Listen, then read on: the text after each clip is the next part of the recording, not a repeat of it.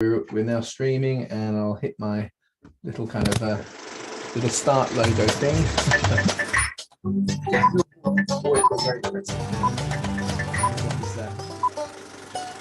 Got that little intro, and then we come here. Fantastic. So I'll say a formal hello, and we'll go here and say, there we go, welcome. I've changed my welcome logo as well. So let's just take a moment and give the time we've got to the Lord. So Father, we just thank you for the time we've got. Father, we live in a world that doesn't need big political solutions. It just really strikes me as you watch what's going on around the world in so many places. Confidence in where even the fruit of the gospel has borne so much fruit, but the confidence in human systems is fading all over the place. And what we don't necessarily need is a good program, but what we do need is connection with you. And so, Father, we just pray that the things we share today, things we look at, will really play into that. They'll help us know the truth of God with us, in Jesus' name. Amen. Amen. Now I just need to bring that up. So let's let me come on to, where are we? There we go. Yeah. Okay. So we're looking then at Matthew 9. We're going to try and do 20 verses, as I said, which is a fair bit more than we normally do. I've called it Dads and Daughters. We all understand, because one of the stories is Jairus' daughter, but I think it's fascinating that in woven into that story, as we're going to read it through, we have the story of the woman with the flow of blood, and Jesus always refers to her as daughter, which I think is wonderful. It's a lovely kind of connection, and it's interesting in that it puts something of the mission of Jesus, which sometimes we don't realize how these events that have run from the end of the Sermon on the Mount to the beginning of the sermon, where Jesus commissions the 12 and sends them out to do what he's been doing. When you see their context, you see these 10 incidents that have been recorded for us. You understand how it's that they are very subtly, by telling the stories they do, they're challenging the perceptions. They're reshaping the focus of the mission. So we've seen right from the beginning, there's been Gentiles that have been commended. There's the leper who is touched before Jesus even heals him. So there's therefore a level of compassion that doesn't put, if you like, religious principles above the person that's being ministered to. Here we have the women who are probably not well valued, in the sense of children. So many children died at young ages that it's very easy in the pagan world, and even in the secular world, not to value a child until it's reached adulthood. And then a lady who is continually unclean because she has a flow of blood, so religiously she's out of the system.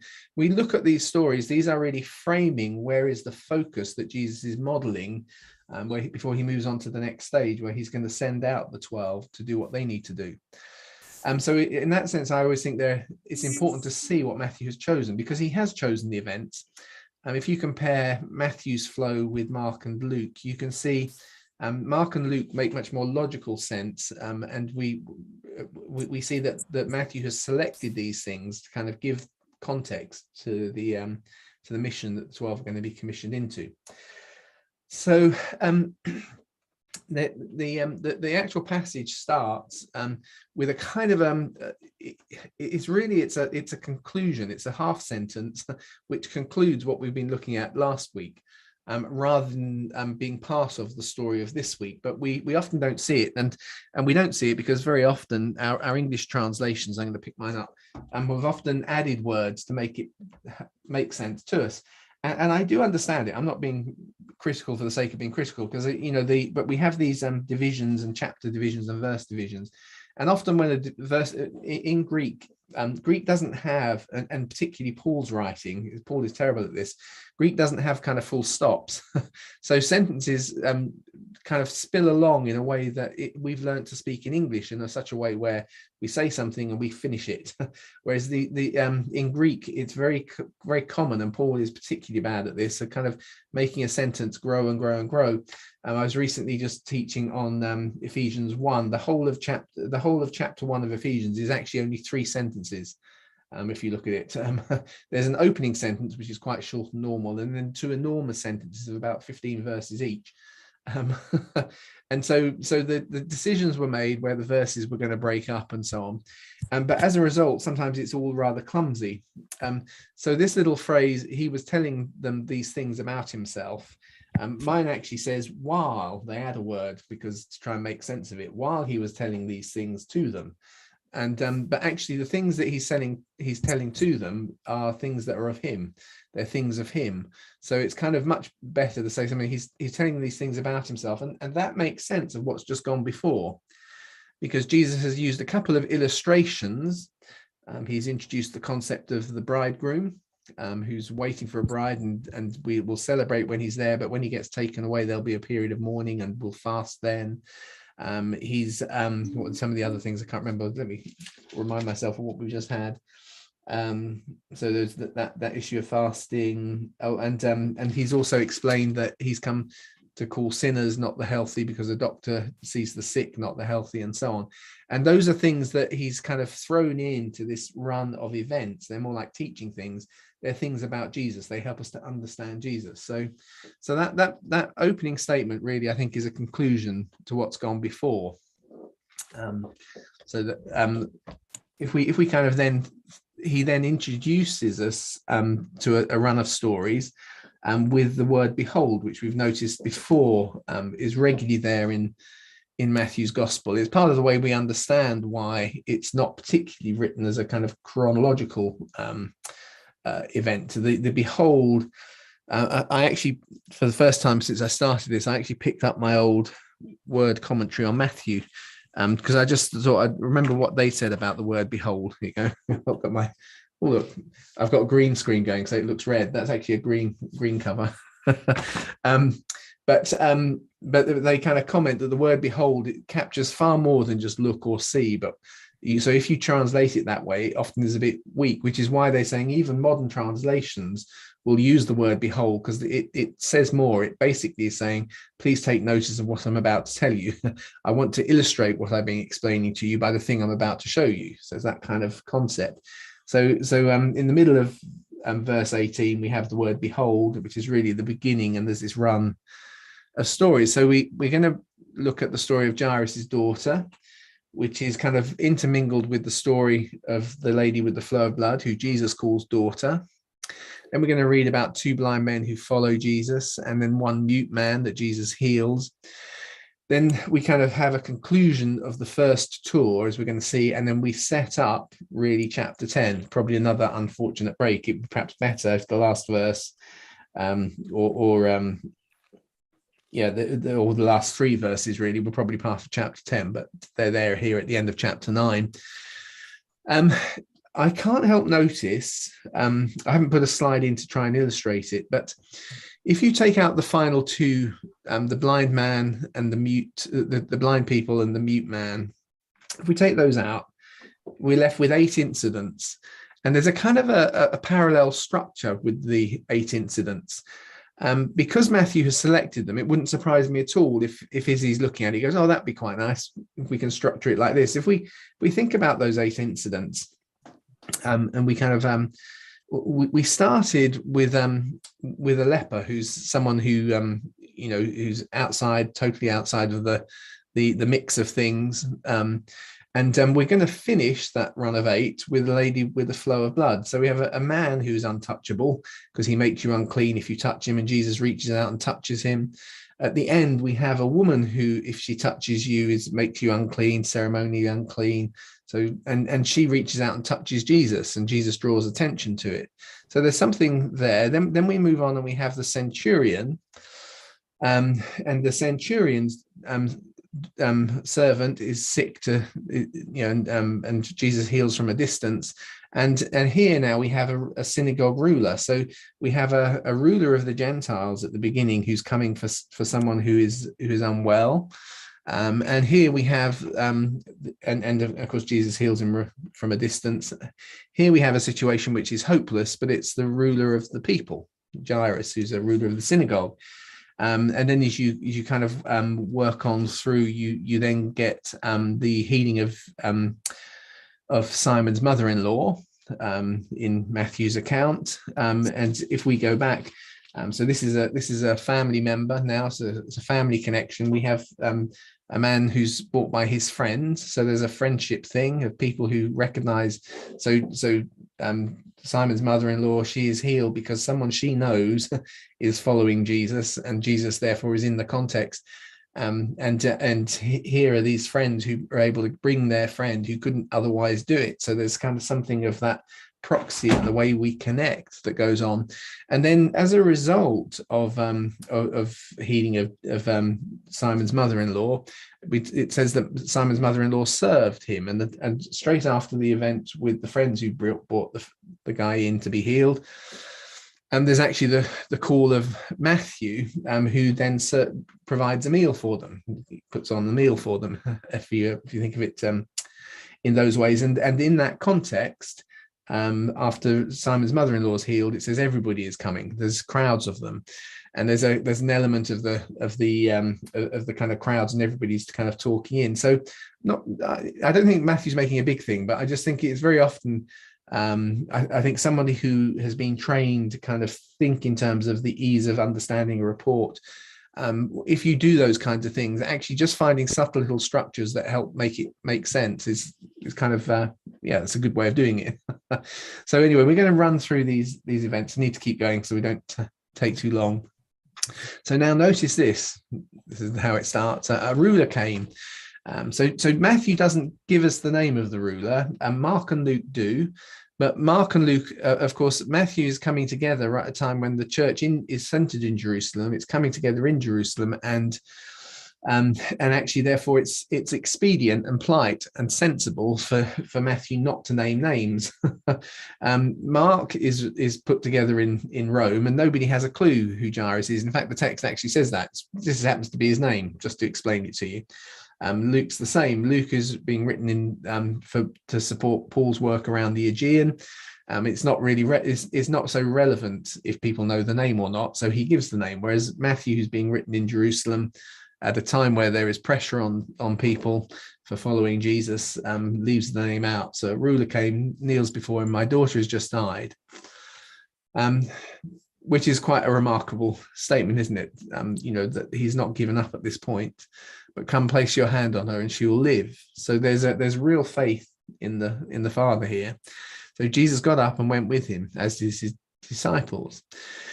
But see, a woman having had a flow of blood for 12 years came up behind, touched the hem of his garment.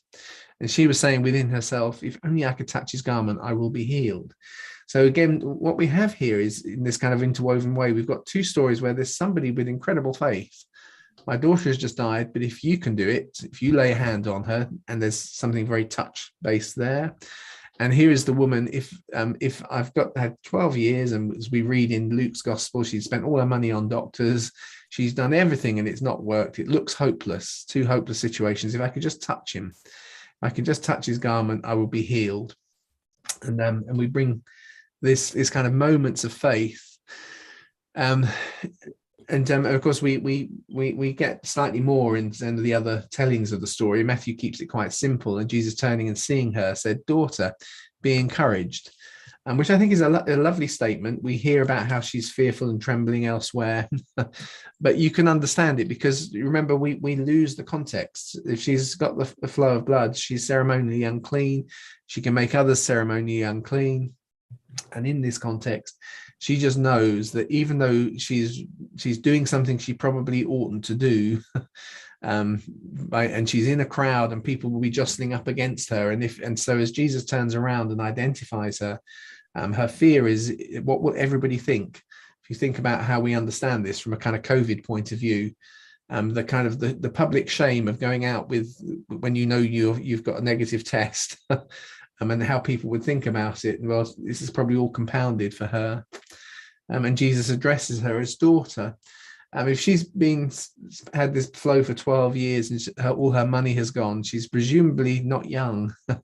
But actually it puts her very clearly in that place of not just dependence, but a vulnerability that requires the father to take protective care of her in that kind of a way.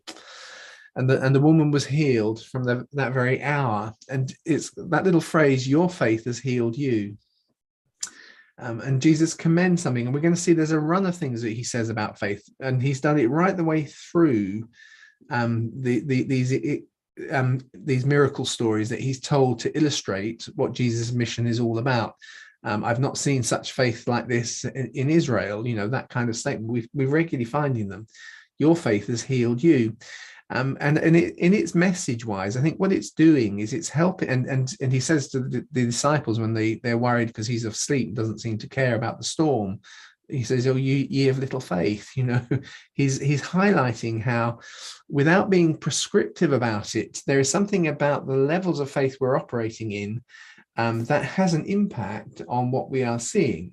And that's an important thing. It can be abused in that, obviously, you can get those who kind of work in a sort of faith healing ministry style of things, that if you don't get healed, it's all your problem because you didn't have enough faith.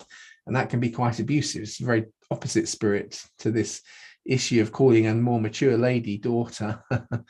is that idea that now it's all down to you. But actually there is an impact, that there's something of faith that is releasing some of what's going on. And Jesus is going to acknowledge it in a couple of these contexts.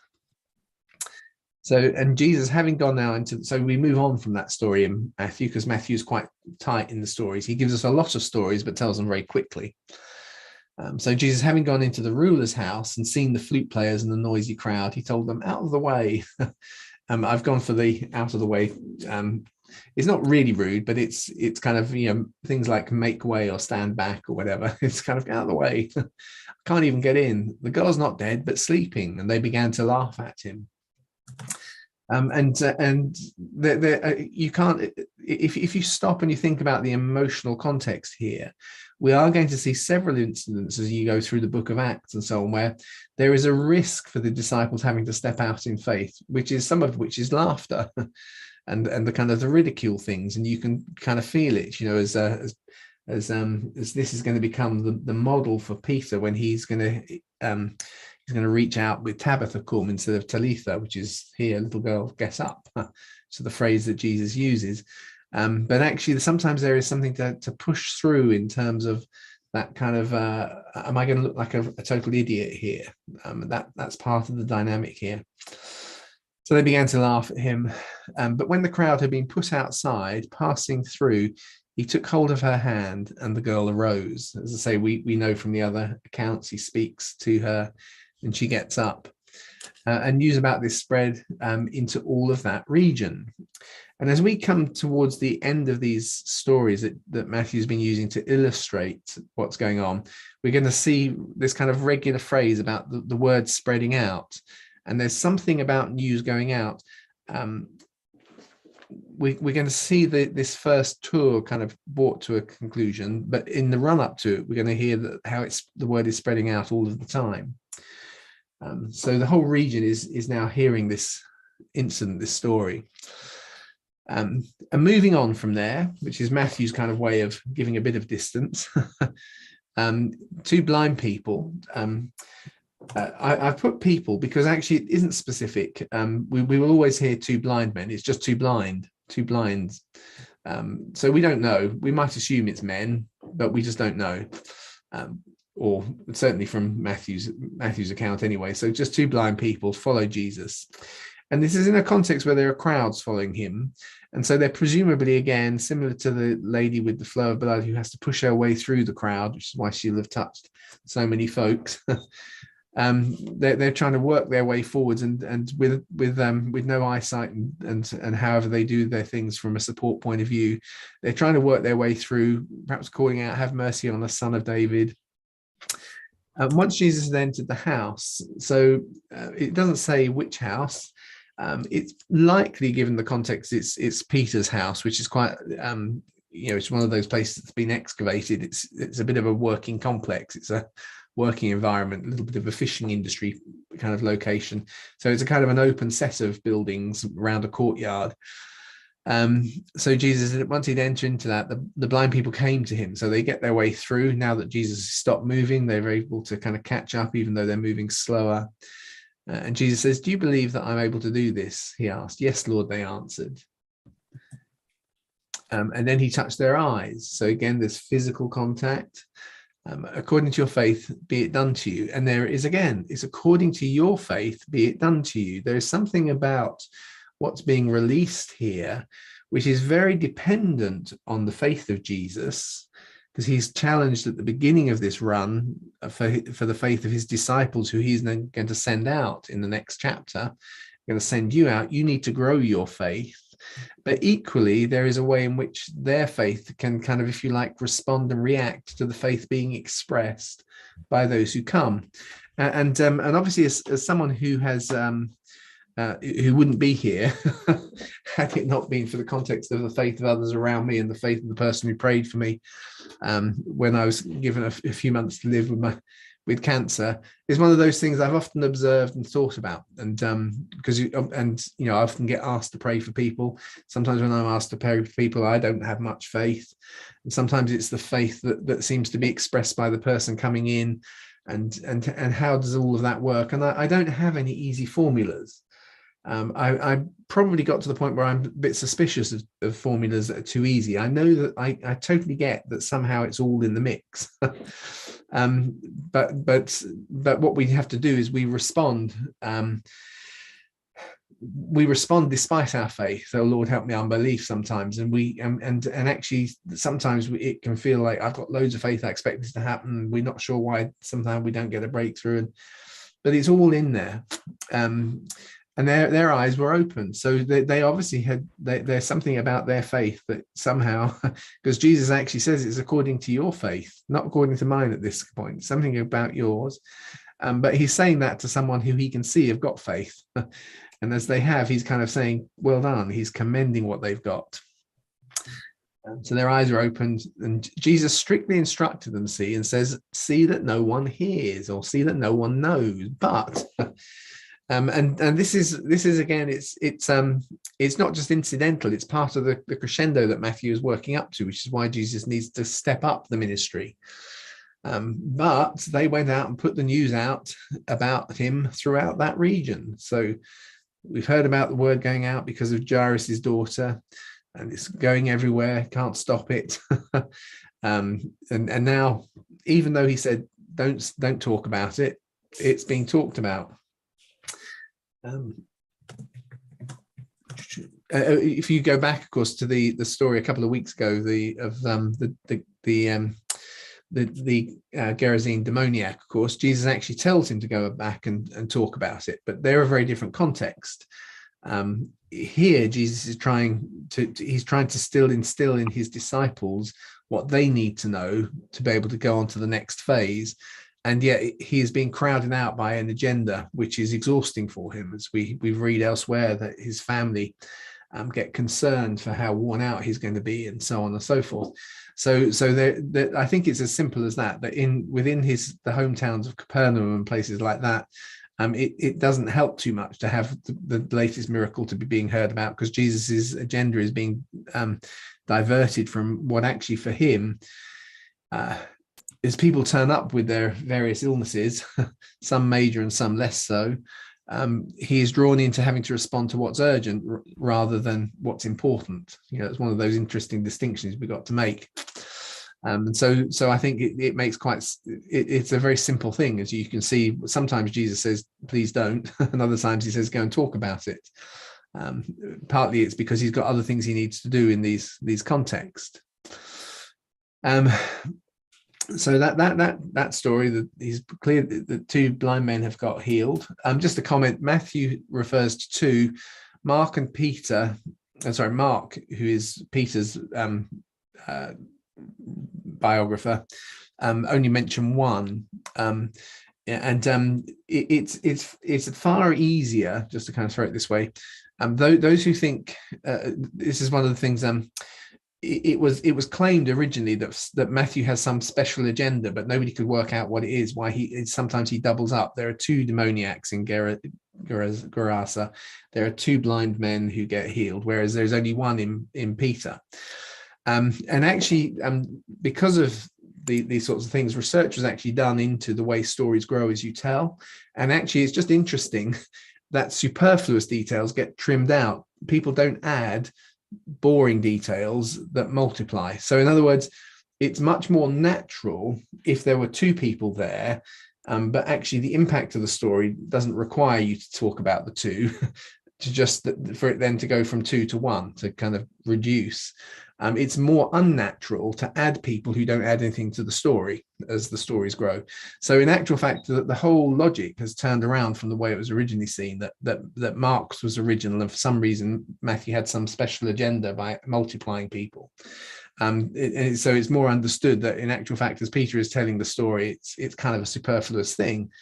It's kind of, well, there was one, well, there were two. Well, I won't say one isn't that I'm saying there was only one. I'm just saying, look, there was this bloke and he was like this, and you get the idea. So anyway, that's just a throwaway on the fact that people often wonder that as time goes on in the telling, and you get other eyewitness details that are more of interest, the fact that there's two kind of gets lost, and it just becomes an assumption of one.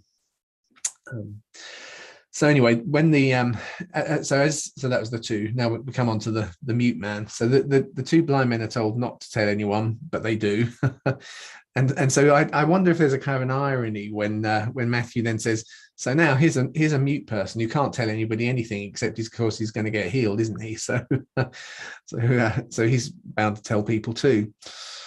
So as they were doing so, notice that a mute man, demon oppressed, was brought to him. And when the demon had been thrown out, the man began to speak.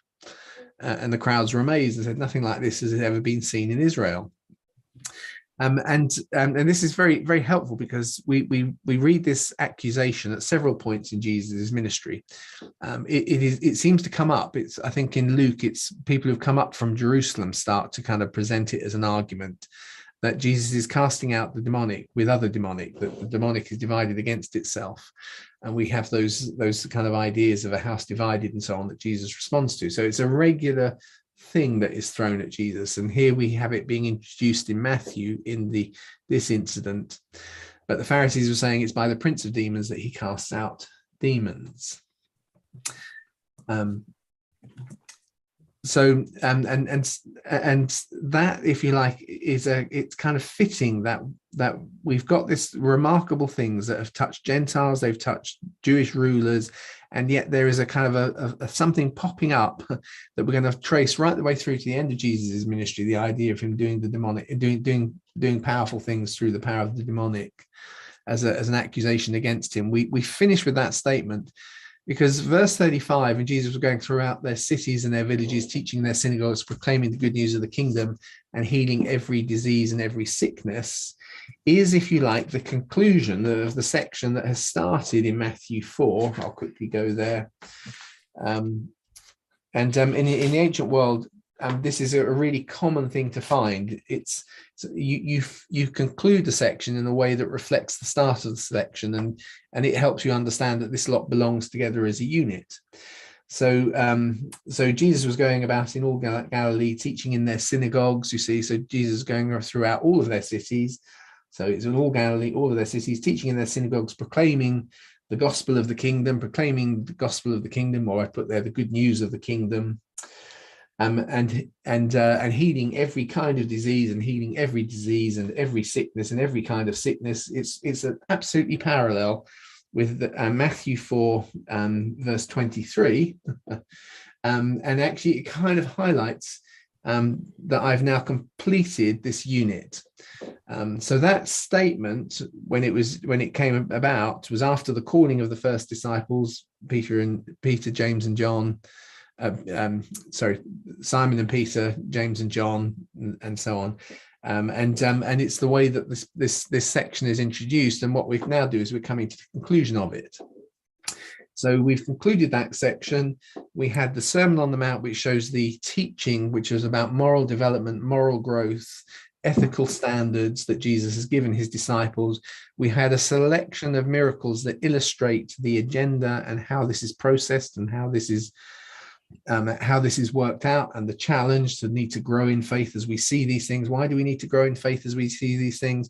Why do we need to not have to wake up Jesus? Why? Well, because in a minute, we're going to move on to the next section. I say in a minute, in 2 weeks' time, we're going to move on to the next session where Jesus is going to commission, say, go and do it yourself now.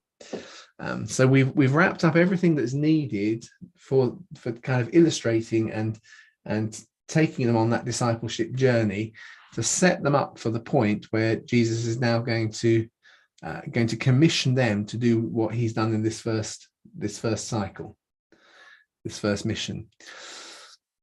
And then we read on, and having seen the crowds, he, i.e. Jesus, was gut-wrenched, which might sound rude, but it kind of says moved in his pancreas, or whatever it is, I think is the Greek, has moved in his guts.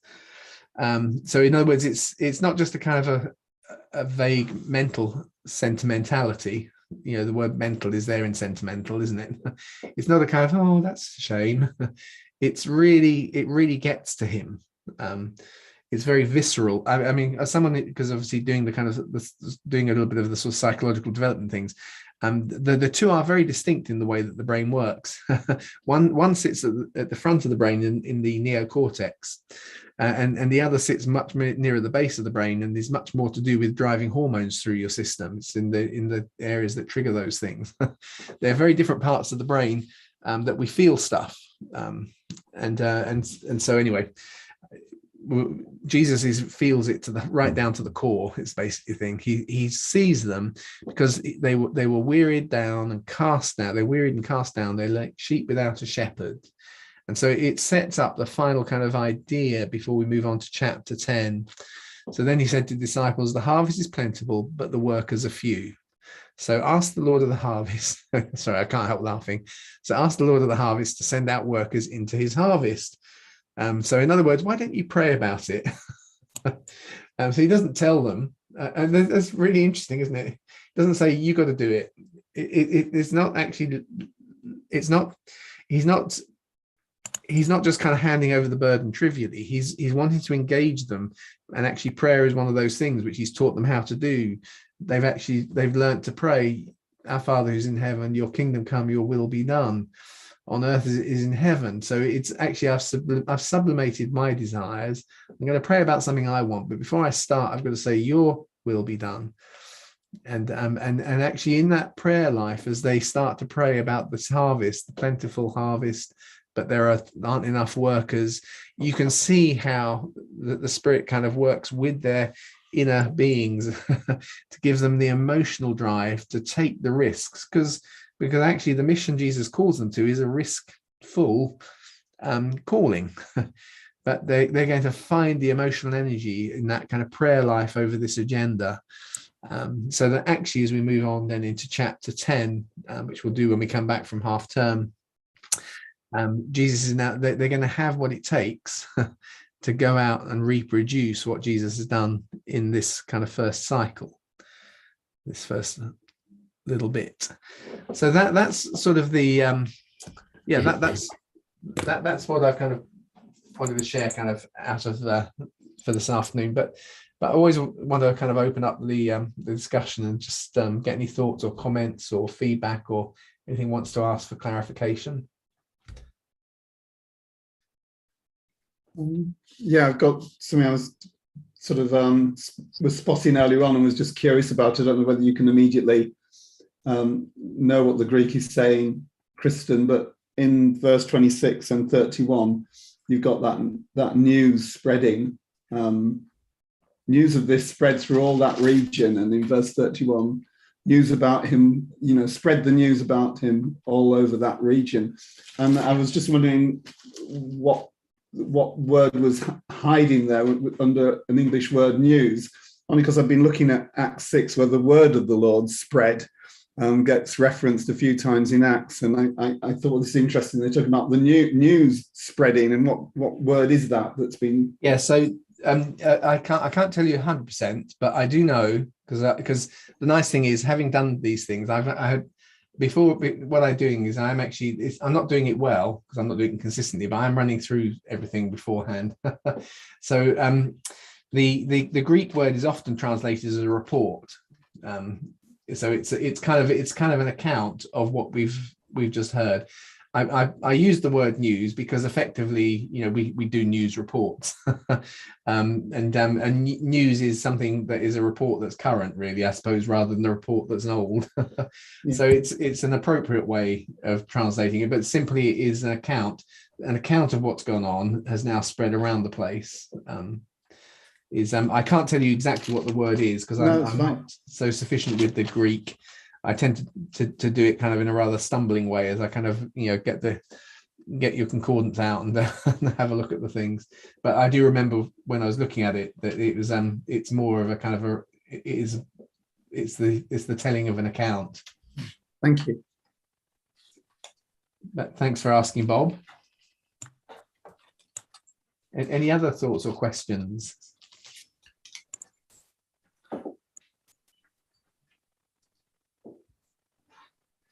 No.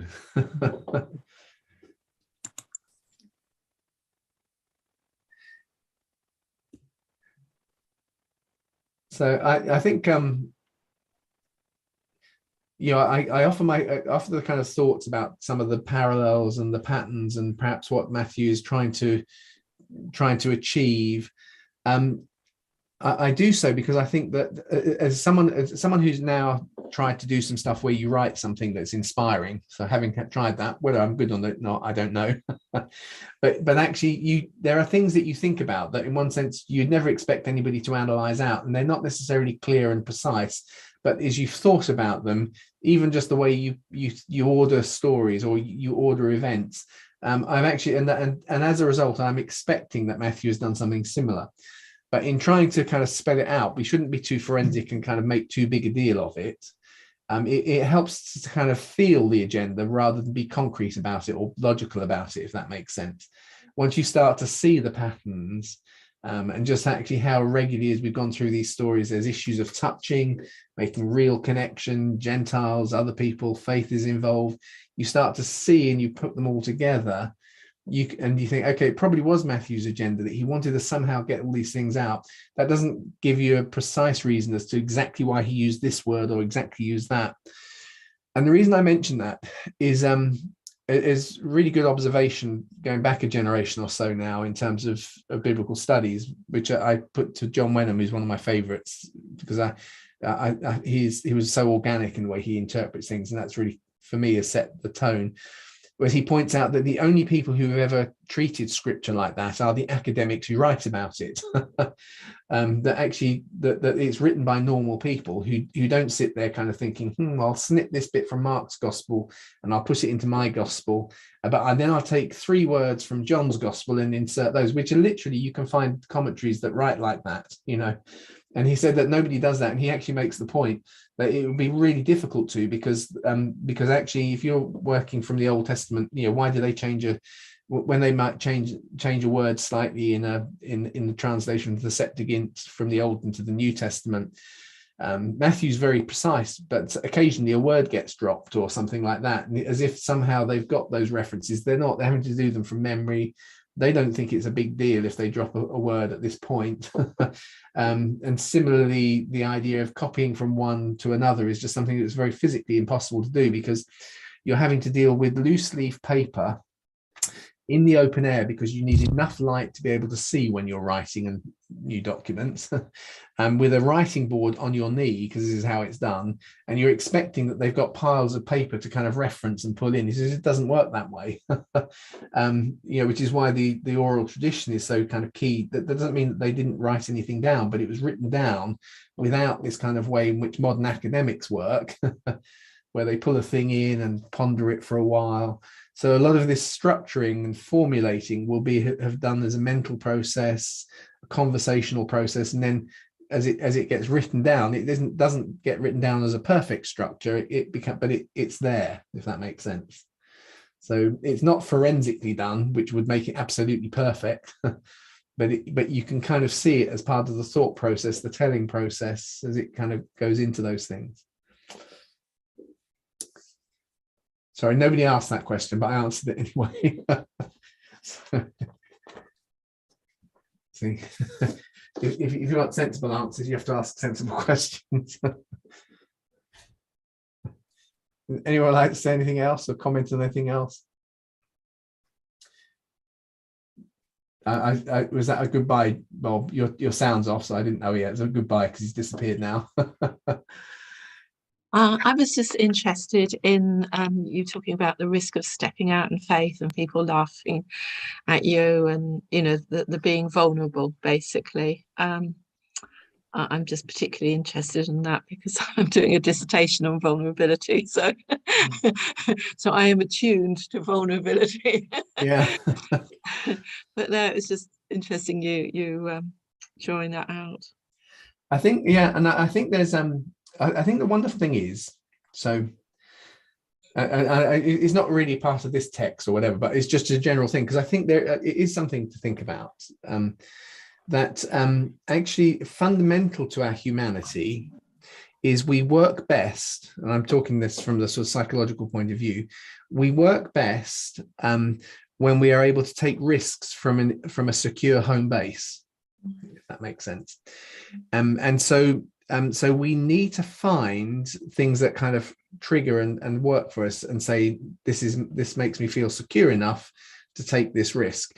If we don't have that at all, risk becomes almost debilitating, if that makes sense. And so you see it with children, which is obviously you've got a good home base, and play is actually the expression of going into a context and stepping outside of what's safe, but knowing that they're close enough to get back to home, if that makes sense. There's an interesting kind of cycle in the sort of the hormonal responses in the body and in the various nervous system, the sympathetic and parasympathetic nervous system and so on, which kind of illustrates that you work at your optimum when you feel secure and you're taking risks that make you insecure, but from a base where you feel secure, if that makes sense. So you like to step outside into the, if we don't, life gets really tedious. We don't like it when we can't step out, but we don't like to be so disconnected from the base that we come back to. So just as a general thing, I think, actually it was interesting, I didn't comment it on here, but so actually they get put out. So they are there laughing.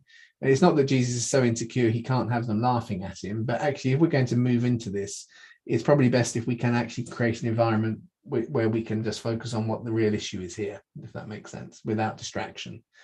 I can operate at my best now that we've actually achieved that. And of course it will vary from person to person and place to place, but I think it's an interesting balance. It's important to have the things that give us a level of kind of security. We notice it, for instance, even with sports people, like when their coach is pushed out of the context where they're not watching anymore, it can affect their play, because actually just the presence of their coach is helping them feel like, this is secure, so I can take some risks and hit the ball a bit harder. You take that coach away, and actually, because we've lost the home base, we're not able to take risks so effectively. And that's probably not what we were looking for, Barbara, but no, that's really interesting. It reminds me of some research I did in teaching of Vygotsky zone of proximal development, and that was all to do with the reading of big books and the children all reading together so that they could sort of take risks, but together. Yeah. So there was a safety in that, and it was just reminding me of that. Yeah. Which is way off topic, I know.